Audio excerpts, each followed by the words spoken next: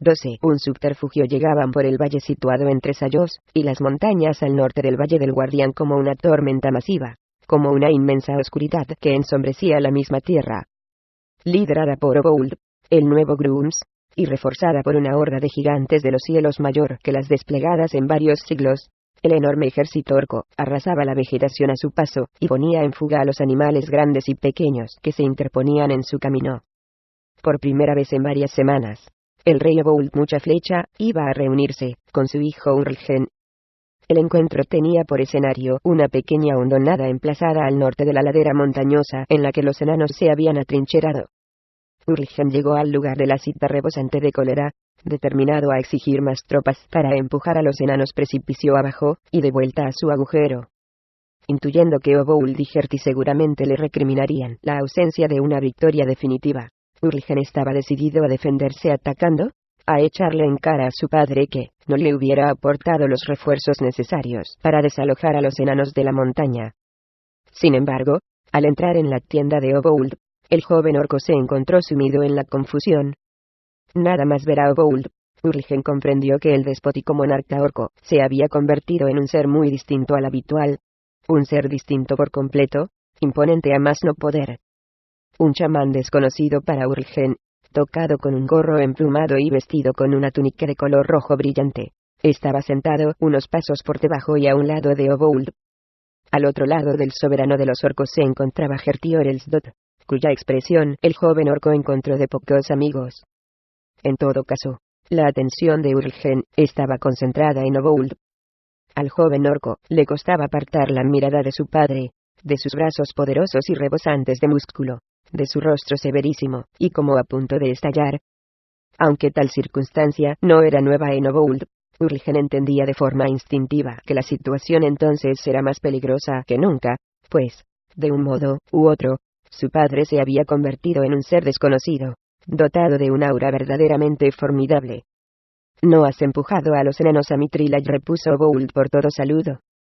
Urlgen no sabía si se trataba de una acusación o de una mera exposición de los hechos. «Nuestros enemigos son duros de roer», admitió. «Llegaron antes que nosotros al borde del precipicio, y se apresuraron a establecer sus defensas. ¿Han terminado de fortificar esas defensas?» «No», respondió Urlgen con aire de seguridad. «No les hemos dado un respiro para hacerlo. Siguen trabajando, pero están exhaustos de tanto batallar. En ese caso, tienes que seguir atacándolos una y otra vez», ordenó Obould con voz imperiosa. «Que la fatiga acabe con ellos, ya que nuestras azagallas no lo han conseguido todavía. Que el cansancio los obligue a retirarse a su inmundo agujero de una vez. Me hacen falta refuerzos». «Te arreglarás con lo que tienes», exclamó Obould de pronto, levantándose de su asiento y situando el rostro a escasos centímetros del de su hijo. «Combate como es debido, y acaba con ellos. Aplástalos como las sabandijas que son». Urlgen trató de aguantarle la mirada a su padre, sin éxito. El ejército de Obould era 10 veces superior en número, y contaba además con el refuerzo de los gigantes de los cielos. Un ataque frontal en masa bastaría para poner en fuga a los enanos, y obligarlos a refugiarse en Mithril.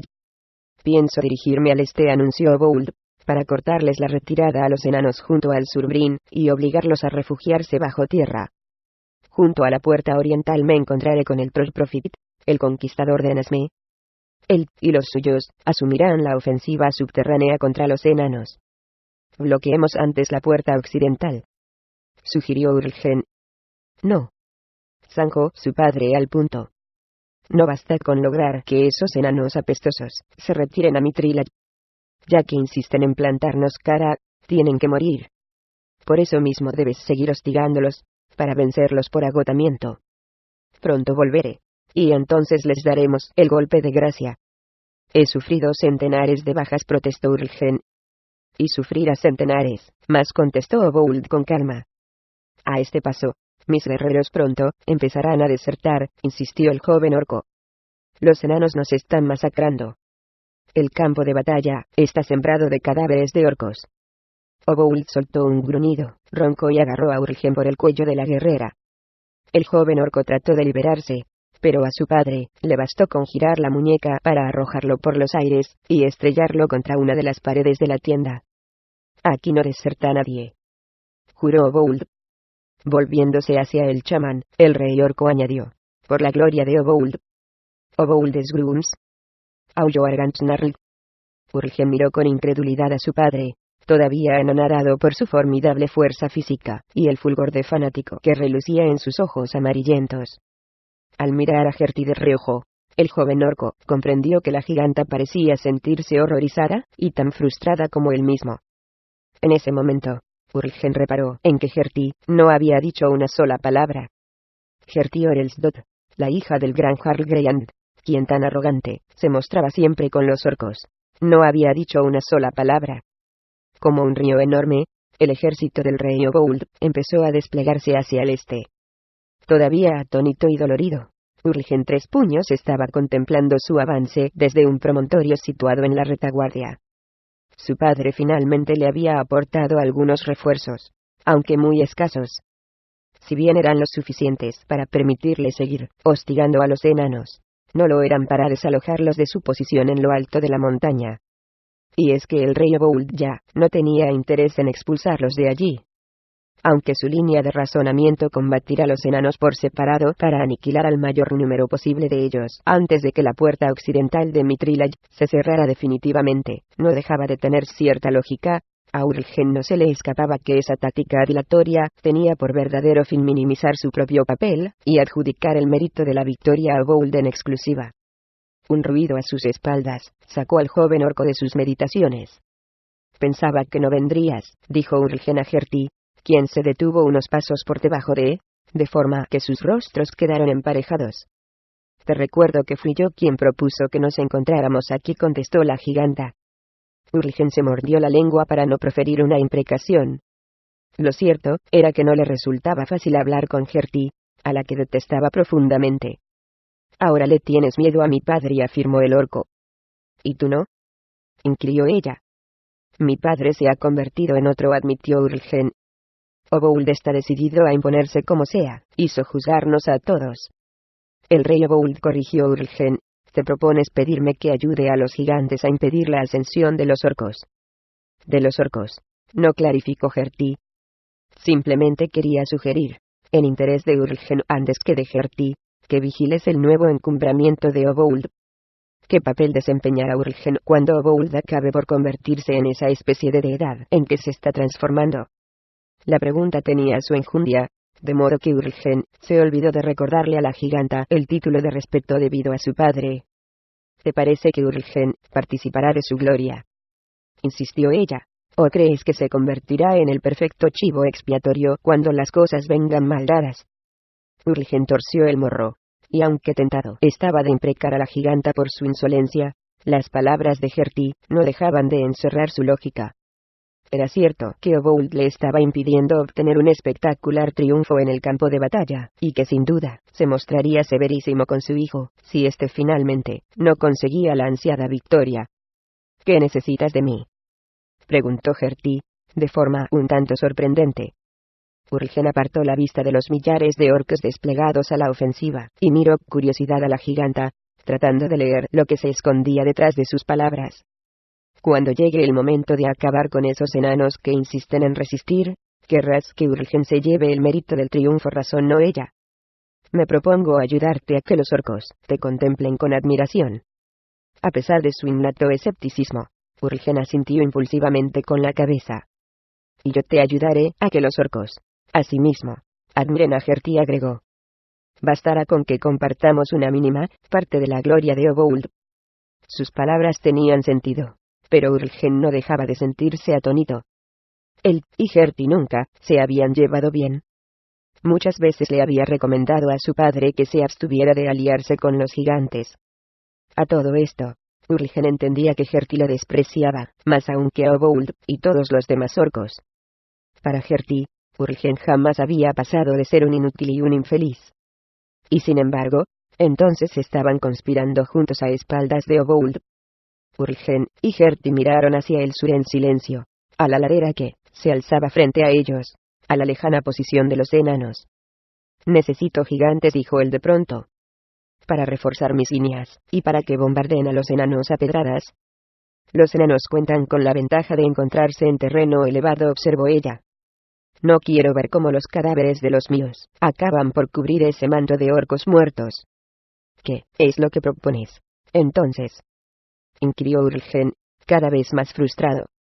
Sus miradas seguían contemplando el paisaje. Allí, indicó la giganta, señalando un promontorio situado al oeste.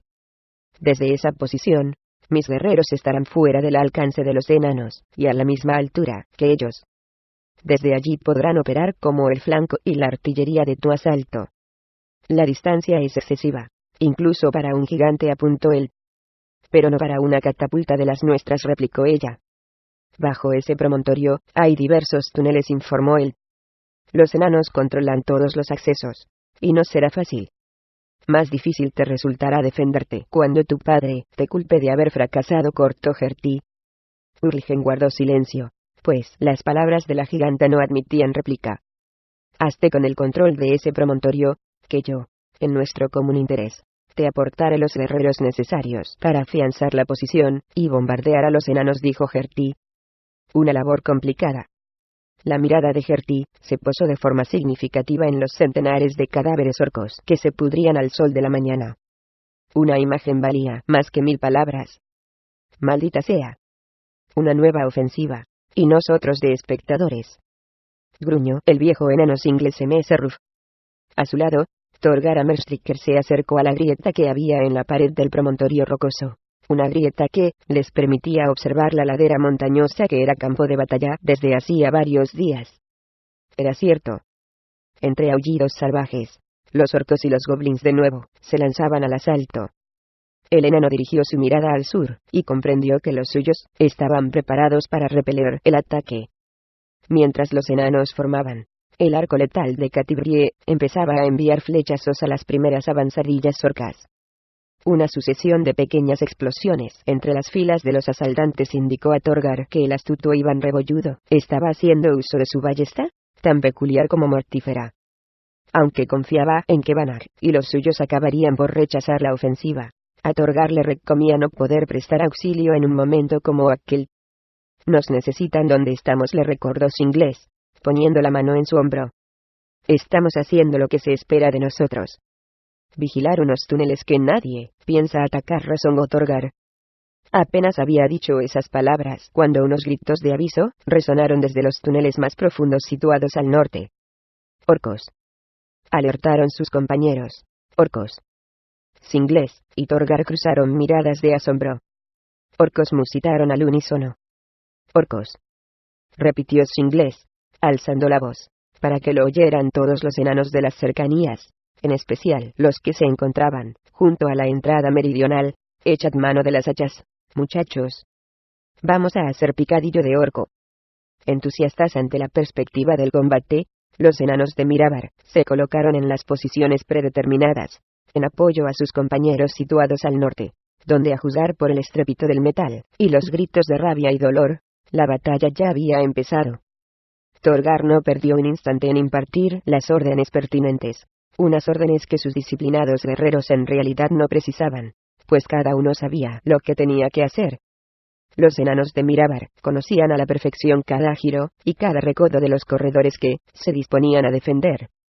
Con todo, Thorgar seguía impartiendo órdenes a gritos, exhortándolos a luchar por la gloria de Bruenor Batleamer y Mitrilaj, su nuevo rey y su nueva patria. Thorgar había fijado las posiciones defensivas con meticulosidad, sin dejar nada al azar, asegurándose de que Singles y él no serían excluidos del combate. Los dos enanos bajaron a toda prisa por un pasillo en pendiente, y llegaron a un saliente que daba a una cámara de forma ovalada. A sus pies, la avanzadilla de los orcos se las estaba teniendo con una docena de defensores enanos. Sin apenas detenerse, Thorgar saltó de la cornisa, cayó entre el grupo de orcos, y derribó a dos. Poniéndose en pie de un salto, empezó a mover su pesada hacha de un lado a otro, aunque sin perder el control de sus movimientos, pues Singles y otros defensores también estaban saltando sobre los orcos. La súbita llegada de los refuerzos sirvió para que los enanos situados al frente lucharan con furia todavía mayor, para hacer pedazos a los orcos que se interponían en su afán de enlazar con Thorgar y los suyos. El combate no tardó en decantarse a favor de los enanos. presas del pánico.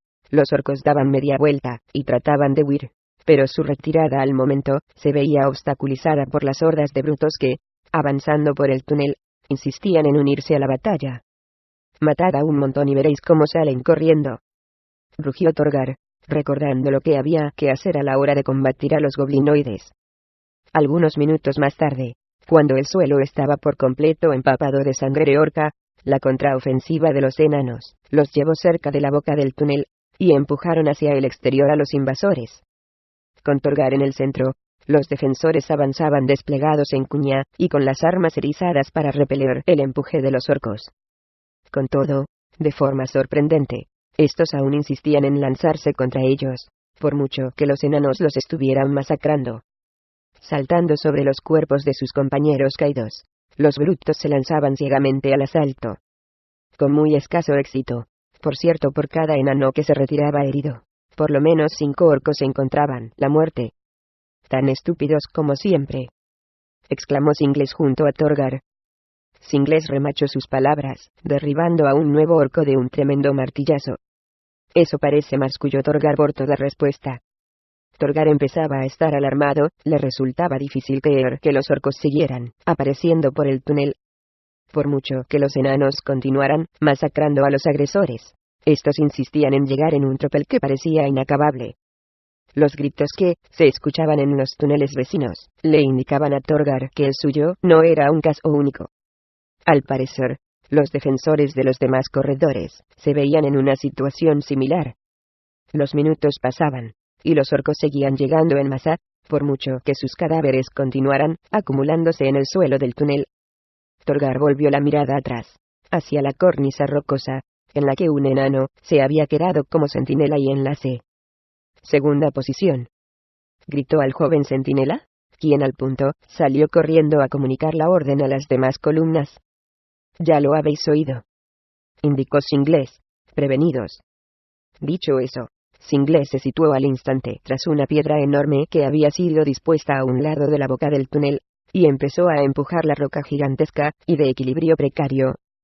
«Cuando tú lo ordenes», gritó Singles. Torgar derribó a un nuevo orco, giró sobre sí mismo, e hizo frente a un enésimo oponente. A sus espaldas, fuera de sí, los enanos liquidaban a los últimos brutos que había en la boca del túnel. Tras dar cuenta del último bruto, y asegurarse de que la entrada al corredor estaba momentáneamente despejada de enemigos, Torgar aulló. «Ahora». Singles se empujó con toda su alma, y la enorme piedra empezó a rodar sobre el piso.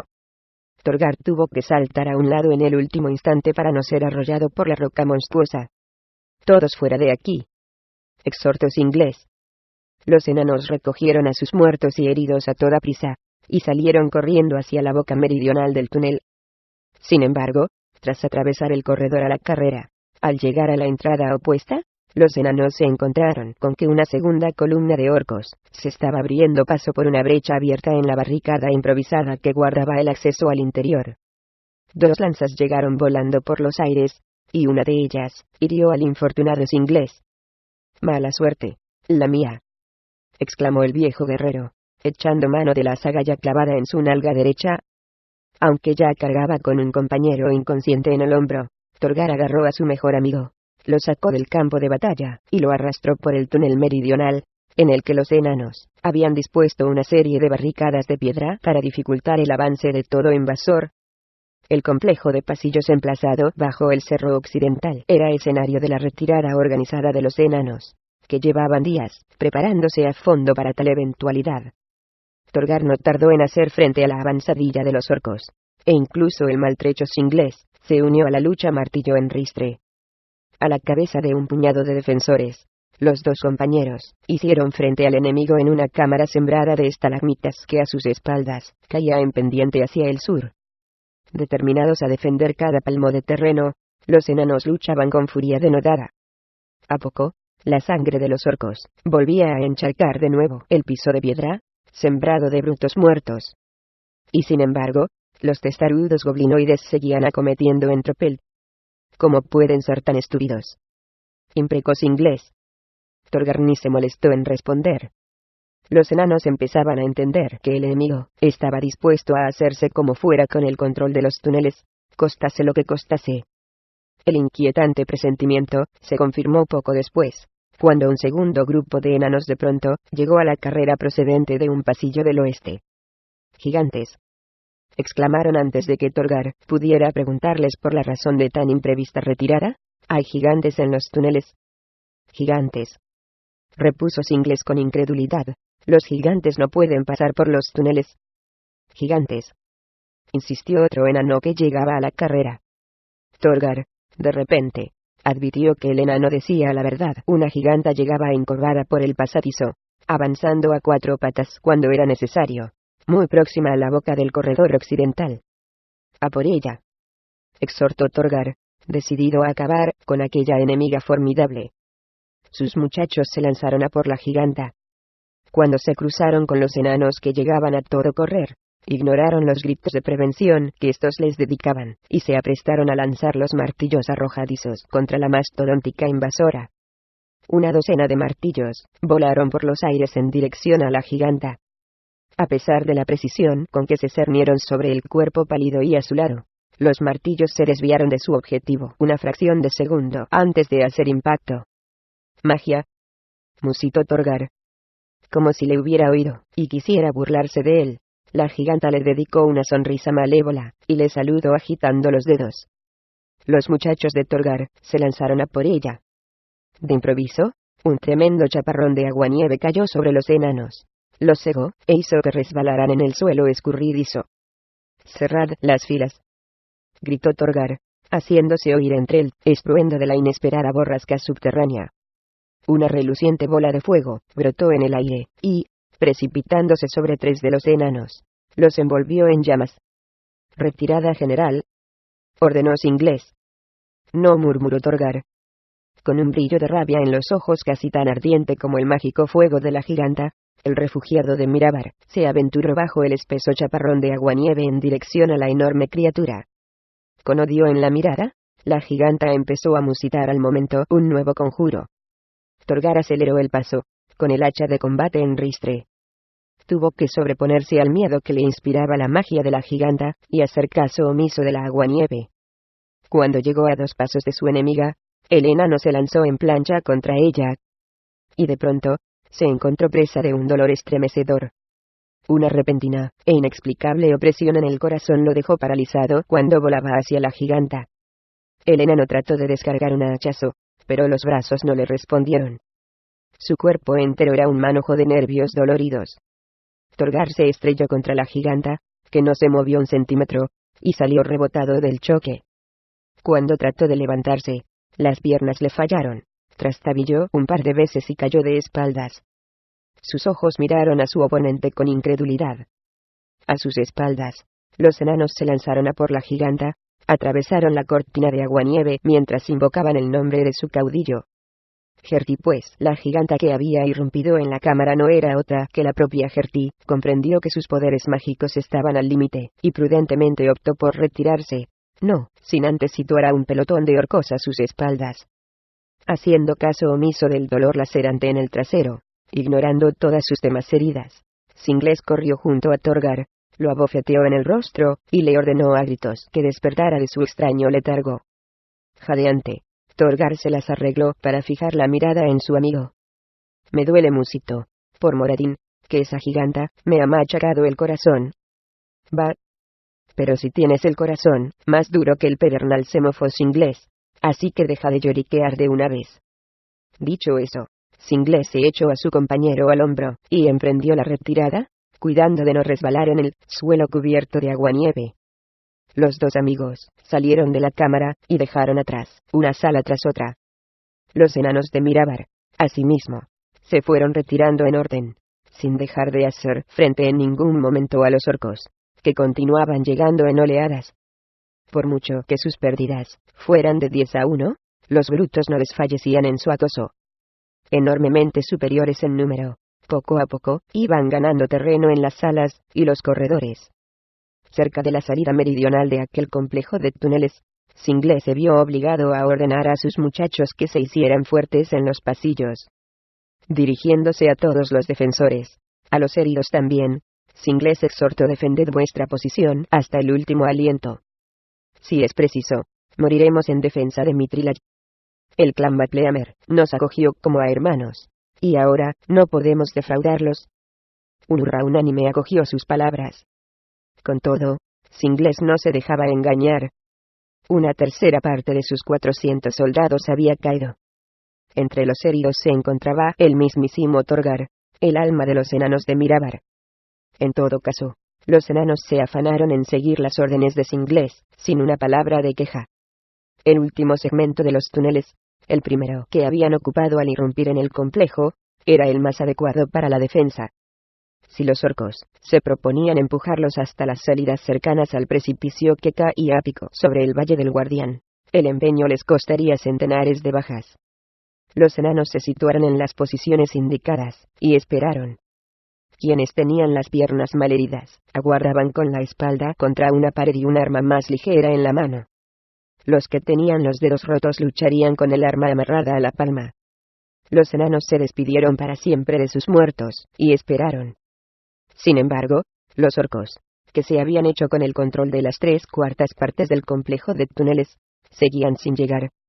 Esta vez se ha mostrado más testarudos que nunca, observó Banach. Los orcos y los goblins se estaban retirando ladera abajo. La batalla había durado más de una hora, y se había caracterizado por el empuje masivo y continuo de los asaltantes. En la pendiente montañosa, se amontonaban más cadáveres de orcos y goblins que nunca. En todo caso, los enanos habían resistido bien en sus posiciones defensivas, sin conceder la menor posibilidad de victoria a sus enemigos. Y sin embargo, estos habían seguido atacando, sin cesar. Testarudos. Más bien diría que se han comportado como estúpidos, observó Tredemesecnucles. Estúpidos, combinó Iván Rebolludo. Sí, rió su hermano. La risa de Pickle cesó abruptamente cuando de pronto vieron que los enanos de Torgar salían en tropel de los túneles, muchos de ellos cargando compañeros muertos. Por Moradin, juró Banach, quien al momento comprendió que la reciente batalla en la ladera no había sido más que una maniobra de distracción encaminada a impedir el posible envío de refuerzos a los túneles. Con la expresión sombría, Banach contempló cómo los enanos llegados de Mirabar seguían saliendo de los túneles, malheridos y tambaleantes, con sus compañeros muertos en los brazos. Aquellos enanos se habían unido recientemente a Mitrilaj, y muchos de ellos ni siquiera habían llegado a poner los pies en su nueva ciudad. Por lo menos se están retirando de forma organizada, observó Iván Rebolludo. Parece que los orcos no han podido del todo con ellos. Id a hablar con Torgar, instruyó Banach, o con quien esté al mando en estos momentos. Comprobad si necesitan ayuda. Sí, respondió Pickle. Los dos hermanos Rebolludo salieron corriendo al momento hacia los túneles, seguidos por Tred. Un instante después, dos nuevos enanos se presentaron ante Banach. Tenían la expresión ceñuda y el cuerpo empapado en sangre de orco. No lo entiendo, comentó Catibrie, contemplando la retirada de los enanos de Mirabar. Los orcos deben haber sufrido una mortandad tremenda, pero esos túneles no tienen demasiado valor para ellos. Ninguno de los corredores llega hasta las cercanías de Mitrilaj. Cosa que ellos no saben, indicó Banach. Catibrie no acababa de creérselo. Allí había gato encerrado, o tal se decía ella. Al fijar la mirada en Wulfgar, entendió que el bárbaro pensaba de forma similar. Voy a ver, se ofreció Wulfgar. Tred y los Rebolludo se dirigen ya a auxiliar a Torgar, recordó Banach. No estaba pensando en ir con ellos, precisó el bárbaro. Quiero averiguar a qué viene tanto empeño en hacerse con unos túneles que de nada les sirven, explicó, señalando con un gesto la ladera cubierta de cadáveres enemigos. Banach asintió con la cabeza, y se calló lo que todos empezaban a sospechar. El empeño enemigo en hacerse con los túneles solo tenía una explicación. Los gigantes. Wulfgar y Catibrie salieron corriendo, y pronto dejaron atrás a los tres enanos que se dirigían a ver a Torgar. Vamos a reconocer la cima de ese cerro rocoso, explicó Catibrie, volviendo la vista atrás. En ese caso, llevaos a mi hermano, sugirió Iván. Pickle siempre es más útil en campo abierto que en un lugar cerrado. Sí, exclamó Pickle, echando a correr hacia la mujer y el bárbaro. Sabedores de que no cabía subestimar la ayuda del druida, Catibrie y Wulfgar aceptaron su concurso de buen grado. Tras llegar al extremo meridional del promontorio, los tres compañeros emprendieron la ascensión, no lejos de la boca del túnel de la que continuaban saliendo los enanos heridos. «Hemos resistido», exclamó un combatiente malherido, pero orgulloso de su desempeño. «Sabíamos que lo conseguiríais», contestó Catibrie, en cuya voz resonó el característico acento de los enanos. El enano alzó un puño con rabia. El gesto provocó que su rostro se contrajera en una mueca de dolor. Wulfgar lideraba el ascenso por aquella escarpadísima pendiente rocosa, pues sus largas piernas le permitían trepar con notable rapidez. Allí donde la pendiente se tornaba en pared, el bárbaro se volvía para ayudar a Catibrie. A todo esto, Piquel no tenía dificultad en subir por su cuenta cuando su ascenso se veía obstaculizado por un peñasco liso. El enano de las largas barbas verdes soltaba una risita, fijaba la vista en el peñasco, desgranaba uno de sus extraños conjuros, y, sin dejar de reír, acercaba las manos a la piedra repentinamente maleable, en la que modelaba unos pequeños escalones. El excéntrico enano entonces subía, hasta alcanzar a sus dos compañeros de mayor estatura. La cima de aquel cerro pedregoso era bastante irregular, si bien no resultaba difícil caminar por ella. El viento que soplaba de cara pronto les hizo llegar el olor del enemigo. Los tres amigos se escondieron tras un saliente en el momento preciso en que el primer gigante llegaba a la cima. Catibrie echó mano de Taulmaril y apuntó al gigante. Piquel la detuvo al instante, y, denegando con la cabeza, señaló hacia el norte. Otros gigantes estaban llegando a la cima.